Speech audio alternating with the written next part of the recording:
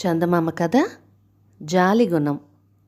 పోలవరం అనే గ్రామంలో పోలయ్య అనే వర్తకుడు ఉండేవాడు. అతడికి మురారి అనే ఒకే ఒక్క కొడుకు. వాడిలో చిన్నతనం నుంచే జాలిగుణం ఎక్కువగా ఉండేది. వాడెప్పుడు 10 ఏళ్ల వయసు వాడయ్యాడు.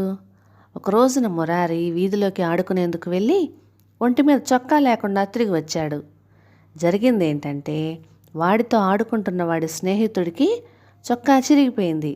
వాడు పేదవాడు. ఉన్న ఒక్క చొక్కా చిరిగిపోయిందని, రేపటి నుంచి చొక్కా లేకుండా తిరగాలని వాడు ఏడవసాగాడు. అందుచేత మురారి తన చొక్కా వాడికి దానం చేసేశాడు. ఇది విని పోలయ్య మురారిని బాగా తిట్టాడు. వ్యాపార గుణానికి జాలి పనికిరాదని, పద్ధతి మార్చుకోమని కొట్టబోయాడు. పోలయ్య భార్య అడ్డుపడి, వాడిని తిట్టి కొట్టి ప్రయోజనం లేదు. మనం వర్తకులం. దానగుణం ఉండడం మేలో కీడో గాని జాలిగుణం ముదిరితే మాత్రం వీడు వ్యాపారంలో నష్టపోతాడు. వాడిని తగిన గురువు వద్ద చదివించి వాడిలో వివేకాన్ని మేల్కొల్పే ప్రయత్నం చేయండి అన్నదామె. భార్య సలహా నచ్చిన పోలయ్య మురారిని వెంటబెట్టుకొని సుశర్మ ఇంటికి వెళ్ళాడు. సుశర్మ మంచి పండితుడు. పోలయ్య సుశర్మకు జరిగింది చెప్పి, పంచతంత్రంలోని విష్ణుశర్మ రాకుమారులకు జ్ఞానం కలిగించినట్లు నా కొడుకు మురారికి కూడా మీరే జ్ఞానం కలిగించాలి. వీడు చదివి ఉద్యోగాలు చేసి ఊళ్ళో ఎలక్కర్లేదు. వర్తకుడి కొడుకుగా తయారైతే చాలు. జాలిగుణం లేదా తన్ను మాలిన ధర్మం మా వర్తకులకు పనికిరాదని వీడికి కాస్త జ్ఞానోదయం కలిగించండి అన్నాడు. పోలయ్య చెప్పింది విన్న సుశర్మ చిన్నగా నవ్వి, పోలయ్య గారు, మనిషికి ఉండవలసిన ప్రధానమైన మంచి గుణాలలో జాలిగుణం ఒకటి. సాటి మనిషి పట్ల జాలి చూపనివాడు పాషాణ హృదయుడే తప్ప మనిషి కాదు. అయితే జాలికి కాస్త అమాయకత్వం తోడు కాకుండా జాగ్రత్త పడాలి, విచక్షణ చూపాలి అని మురారిని శిష్యుడిగా చేర్చుకున్నాడు. ఆ రోజు నుంచి మురారి ఉదయం సాయంత్రం సుశర్మ ఇంటికి వచ్చి విద్య నేర్చుకోసాగాడు. ఒకనాడు ఉదయం సుశర్మ మురారితో, నాయనా, నువ్వు చదువు పట్ల మంచి శ్రద్ధ కనబరుస్తున్నావు. బావుంది. నువ్వు చాలా సున్నితమైన మనస్కుడివి. అందువల్లనే నీలో జాలిగుణం ఎక్కువ. అయితే జాలి చూపించే ముందు ఆ జాలికి అవతలి వాళ్ళు అర్హులో కాదో గ్రహించగలగాలి. వ్యాపారానికి నేర్పు వాక్చాతుర్యం ముఖ్యం.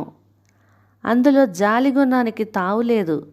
ఇది తెలుసుకుని నువ్వు ఆలోచించడం మొదలు పెడితే ఇతరులకు సాయపడాలనని నైజ గుణం ప్రయోజనకరంగా రూపుదిద్దుకుంటుంది అన్నాడు. ఆ వెంటనే మురారి, గురువుగారు, నా జాలి గుణానికి వృత్తిధర్మమైన వ్యాపారానికి సంబంధం ఏమిటో నాకు అర్థం కావటం లేదండి అన్నాడు. అది నీకు త్వరలో అర్థమవుతుంది. సరే, ప్రస్తుతానికి నువ్వు ఒక చిన్న పని చెయ్యాలి. ఇప్పుడు మా తల్లికి వైద్యుడు వరదాచారి గారు మందులిస్తున్నారు. నువ్వు ఆయన ఇంటికి వెళ్ళి నేను పంపించానని చెప్పి ఆయన ఇచ్చే మందు తీసుకురా అన్నాడు సుశర్మ. మురారి వరదాచారి ఇంటికి వెళ్ళి సంగతి చెప్పాడు. ఆయన మందు తయారు చేయడానికి 1 గంట పడుతుంది. రోగుల్ని పంపించేశాక నీ పని చూస్తాను అన్నాడు. ఆయన మందు కోసం వచ్చిన ప్రతి రోగితోనూ, నాకు వైద్యం కోసం మూలికలు తెచ్చిపెట్టే ఒక కుంటివాడున్నాడు. వాడి తండ్రి గుండె జబ్బుతో బాధపడుతున్నాడు.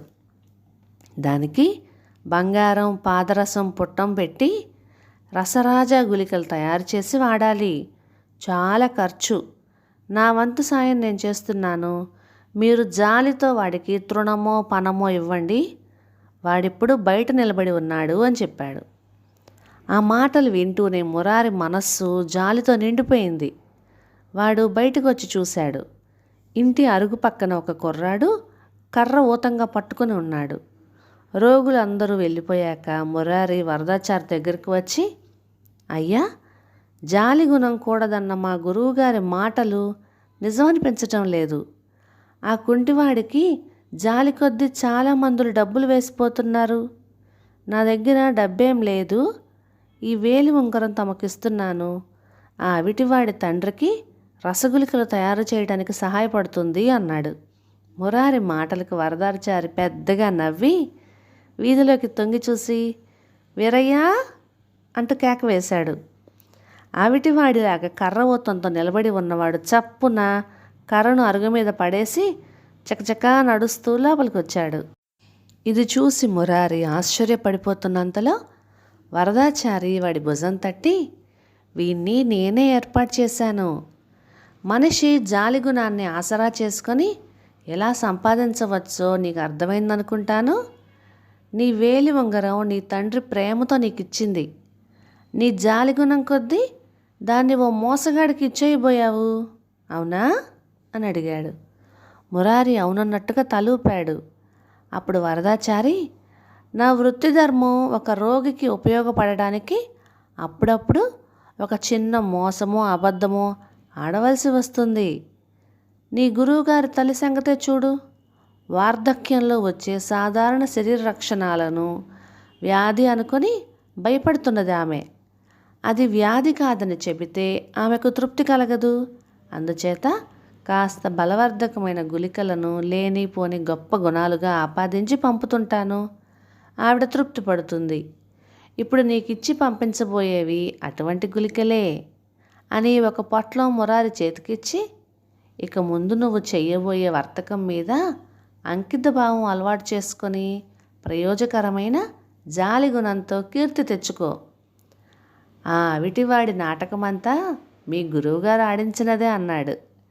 మురారి మందు గుళికల పొట్లంతో సుశర్మ ఇంటికి తిరిగి వచ్చి దాన్ని ఆయనకిస్తూ, గురువుగారు, మనలోని జాలిగుణాన్ని అనాలోచితంగా అందరి పట్ల కనబరచకూడదని తెలుసుకున్నాను అన్నాడు. మురారిలో వచ్చిన మార్పు సుశర్మకు చాలా సంతోషం కలిగించింది. నా ప్రయత్నం ఫలించింది. వ్యాపారి పోలయ్య చాలా అదృష్టవంతుడు అనుకున్నాడు ఆయన మనస్సులో. కథ సమాప్తం. ఇక ఈ కథ మీకు నచ్చినట్లయితే ఇలాంటి మరెన్నో తెలుగు చిట్టిపొట్టి కథల కోసం please like, share and subscribe to my channel. Thank you.